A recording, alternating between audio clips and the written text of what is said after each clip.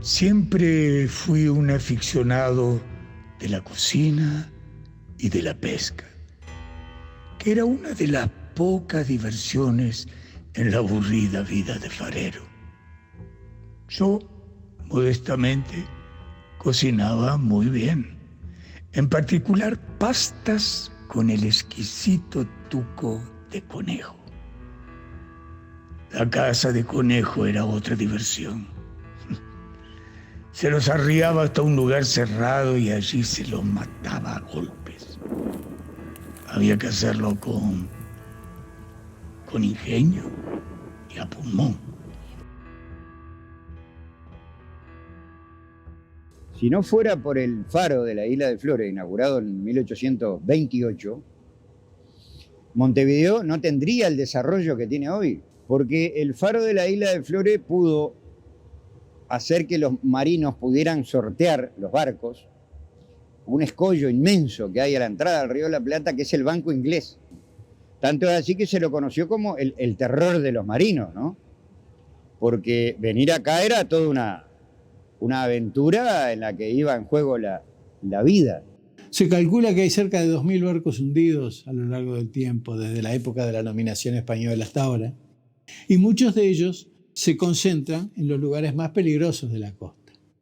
Tal vez el cuco, el verdadero terror que han sentido los marinos de todos los tiempos, ha sido el Banco Inglés, que queda lo que se llama a la entrada del Río de la Plata. Ahí han naufragado, encallado y muertos en forma terriblemente trágica, porque cuando un barco queda encallado, después viene un temporal, las olas pasan por arriba de la cubierta, bueno, se producen hecatombes terribles, muchos naufragios. Y ese peligro no había forma de señalarlo porque era imposible construir un faro en un lugar, primero, con fondos totalmente de arena y segundo, que estaban generalmente cubiertos de agua, solo en grandes bajantes emergen. Entonces ¿y dónde se construía el faro?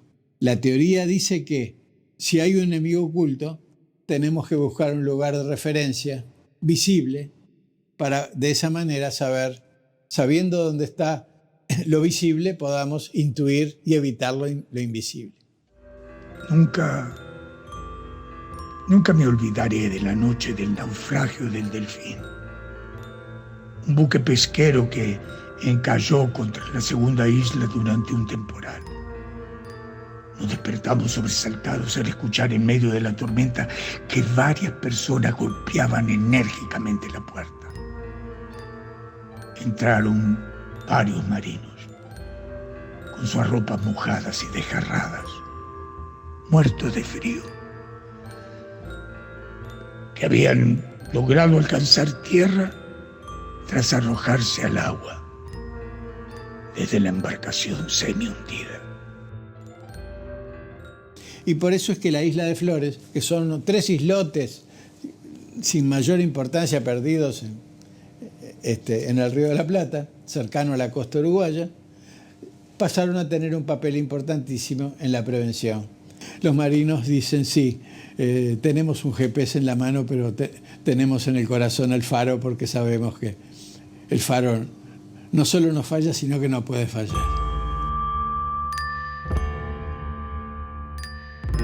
Nos encontramos en la puerta, digamos, de entrada al Río de la Plata.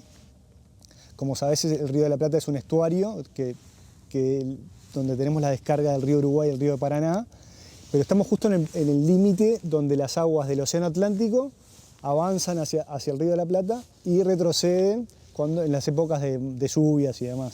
Esta isla, en la parte, digamos, de flora y fauna, lo importante que tiene es que, primero, que se encuentra, al ser una isla, se encuentra relativamente aislada de la civilización y de la intervención humana, ¿no? A pesar de eso, el 80% es flora nativa. Encontramos hasta unos zapallitos que son nativos, criollos, que son típicos, además de zonas de islas. Las tunas son típicas de estas zonas, bueno, estos juncos. Esta vegetación se encontraría en Montevideo previo a la urbanización, y por eso también le da un carácter de relevancia, ¿no? Le da un importante valor. Es un sitio de los sitios más importantes de anidamiento de la gaviota, que si bien es un ave bastante común para esta zona, no anida en todos lados. Entonces esas etapas reproductivas donde anidan y, bueno, y se crían sus polluelos, digamos, son etapas importantes donde tenemos que tener algún cuidado especial, ¿verdad? Entre los mamíferos tenemos a los conejos, que no son nativos, fueron traídos antes en los faros. Era muy común llevarse animales de granja para su cuidado y para alimentarse. Llegamos a tener más de 300 gallinas y un casal de cerdos que era para las ocasiones especiales. Y no podemos olvidarnos de la Simpar Dulcinea, un ñandú llevado, vaya a saber por quién, que se acarició en la isla corriendo libremente por entre las piedras. Dulcinea vivió allí muchos, muchos años. Era la mascota de los fareros. Tenemos una población de lobos marinos, sobre todo asientan en la tercera isla. Hemos contabilizado hasta 30 lobos, pero seguramente sean los lobos que son excluidos de las colonias grandes que tenemos en las islas. En la isla de Lobos, en el Cabo Polonio, donde tenemos las poblaciones reproductoras de las más grandes de América, aquí, ¿no?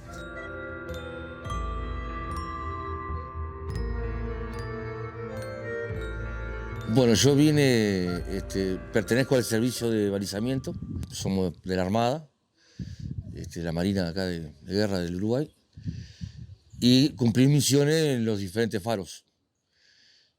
Y entonces un día me tocó venir, hacerme cargo acá del faro de la Isla de Flores. Y ahora lo que hago es, cada vez que vengo, que hay relevos, hay gente nueva, porque se va renovando la gente, y entonces vengo y lo que hago es instruir lo que es el trabajo que hay que hacer acá, ¿no? Bueno, lo principal es mantener el faro prendido, esa es la tarea principal. Ahí cuando se apaga el sol, o sea, cuando se baja el sol, se prende el grupo electrógeno y se prende el faro. Y después el otro día, o sea, lo que es de día, es el mantenimiento, ¿no? Pintura de las instalaciones, mantenimiento de sala de máquina, algún mantenimiento que haya que hacer allá arriba en la parte lumínica, de las luces. Y bueno, después estar acá.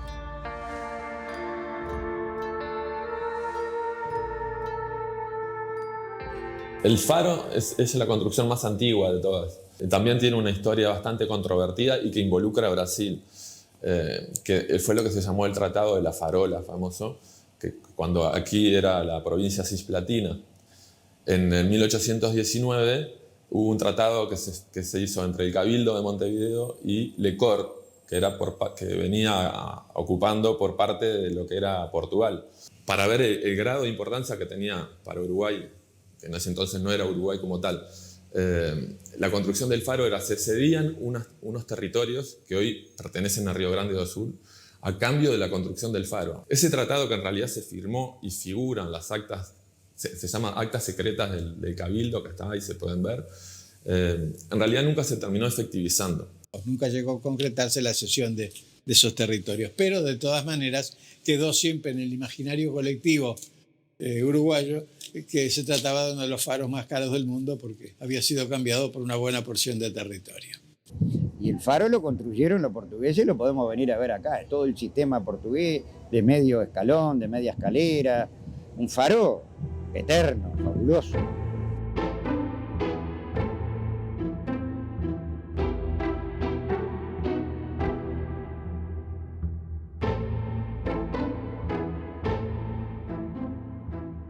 Yo tenía ideas de hacer reconstrucciones virtuales. Y bueno, y la isla era como el lugar ideal como para hacerlo, y acá en Uruguay. En esa etapa inicial, que era de investigar a ver qué información había disponible de la isla. Ahí se consiguieron planos, se consiguieron fotografías históricas de principios del siglo XX. Entonces, con toda esa información, se fue haciendo como rearmando el trabajo. Como si fuera un rompecabezas, digamos, empezando a unir una cosa con otra. A partir de toda esa información se empieza a hacer un modelado en 3D de cada uno de esos edificios, uno por uno.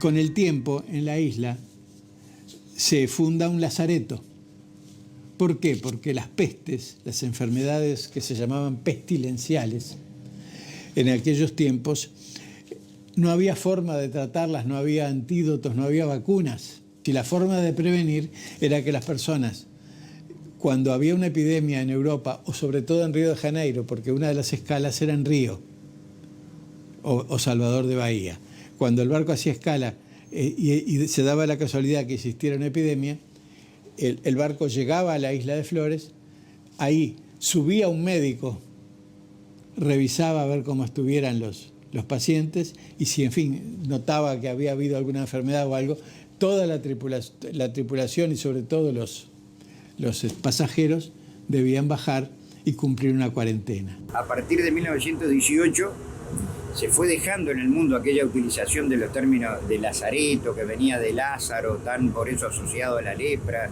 y todas esas enfermedades terminales, y llegó a elevarse su rango, a transformarse en estación sanitaria.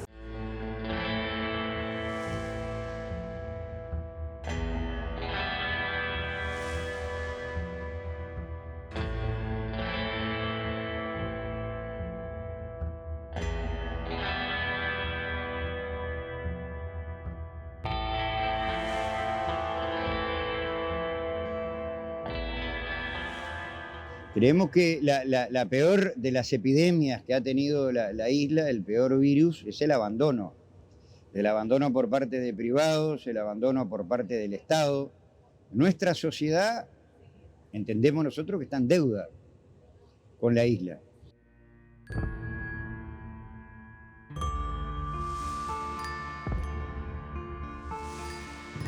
En arquitectura hay en urbanismo, ¿no? Hay algo que se llama de los lugares, de esos lugares donde uno va y siente que hay una energía particular. Se le solía llamar antiguamente el genius loci, que es como es el alma del lugar.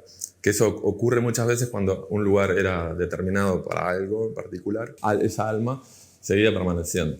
Y en lugares de este tipo, donde pasaron cosas por ejemplo, bastante trágicas o no muy alegres, que era el tema de las reclusiones, no solo por el tema de las enfermedades, sino también después cuando se usó como cárcel, y después es un lugar bastante desolado, se provocan diferentes sensaciones, es cierto.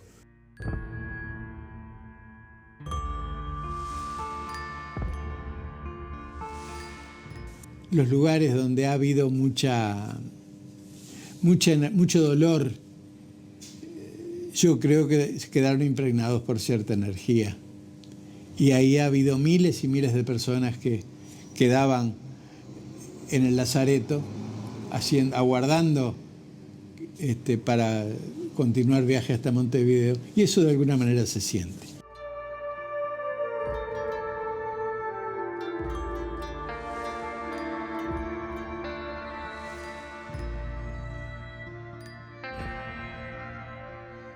La mayoría de los uruguayos, el gran porcentaje de la población, somos descendientes de europeos, en su mayoría de italianos y españoles. También hay porcentajes más pequeños de otras comunidades, como la francesa o rusa, comunidad afrodescendiente, que son alrededor del 7-10%. Cuando vinieron, toda esa ola inmigratoria, no solo venían los inmigrantes, sino que también con ellos traían muy comúnmente, desde el mediados del siglo XIX para acá, determinadas epidemias, como el cólera, la fiebre amarilla, la fiebre tifoidea, etc.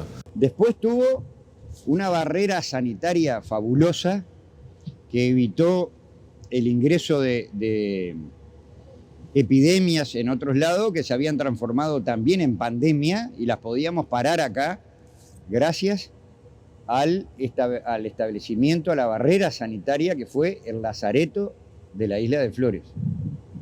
Hay una idea de que pudo haber en algunos días hasta 1.500 personas, porque los barcos que llegaban eran inmensos. El buque no se lo dejaba llegar al puerto de Montevideo. Era sanitizado allí, con los métodos que había en la época, y tenía en el primer islote el lazareto limpio. Había desinfectorio, correo, capitanía, comandancia, alojamiento de primera, segunda y tercera clase. La construcción emblemática de la isla es el Lazareto Limpio, que es la construcción más grande que se ve que tiene.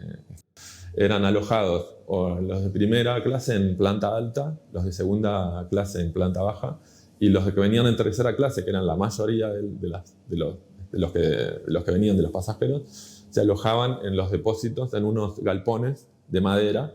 Después, otro elemento interesante, que inclusive todavía hay algunas construcciones, es el desinfectorio, que se pueden ver unas estufas de desinfección que todavía permanecen. Acá están llevando en unas vías, están llevando a una persona, no se sabe si está muerto o está grave, lo llevaban entonces unas vías que comunicaban con el sector del cementerio. Ese es el desinfectorio. Y estas son las estufas, donde ponían acá los equipajes, los hacían pasar para el otro lado y les inyectaba vapor. Se colocaban acá dentro de estas estufas de desinfección los que podían ser tratados con vapor de agua. También se utilizó acá dentro, que es donde luego se amplía, se hace una división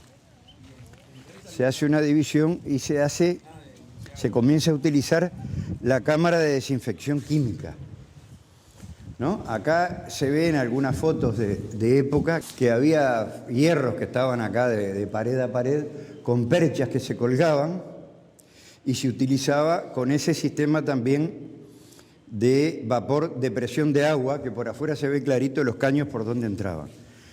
Luego acá, que se ve aparte donde tiraban el ácido, en algunos recipientes que tenían del otro lado, con esta puerta que ahora ya ni siquiera podemos moverla, que está completamente fija, y ahí se entraba acá, que era lo que fungía como cámara de desinfección química.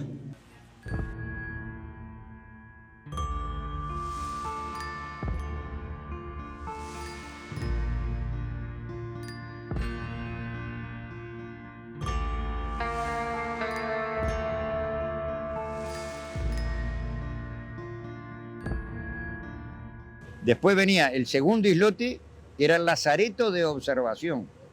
Y ahí estaba el hospital de observación, una capilla y un cementerio amurallado.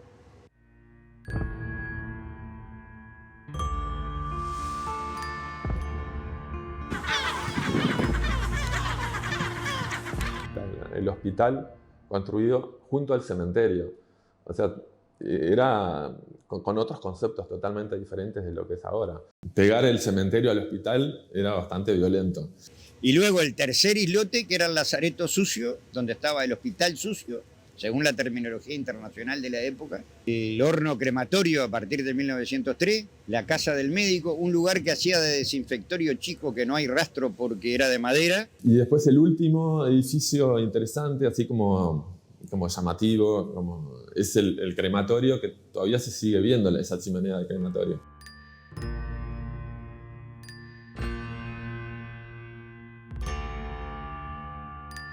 Por lo que significa el crematorio en sí mismo y porque es un edificio que se ha mantenido, digamos, bastante bien a pasar del tiempo. Es una de las pocas construcciones que queda en la tercera isla que está mantenida. Nosotros nos dedicamos a ese tipo de cosas, a documentar de lo que está ahí, de lo que pasó.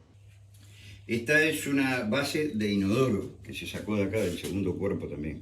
Esta, la 1057, es la pala del horno de la panadería. Por eso tenía, acá tenemos los centímetros, todo, creo que son 7 centímetros. Esta sala para ahí juntar las brasas y con esto desparramarlas para lo que estaban haciendo, ¿no? Acá tenemos una de las que más nos costó, porque esta la trajimos de donde anduvimos hoy, allá del tercer cuerpo. Y tuvimos que arrastrarla entre todos, ¿no? Y pudimos traerla acá, ya está catalogada también. Esta es una de las bañeras.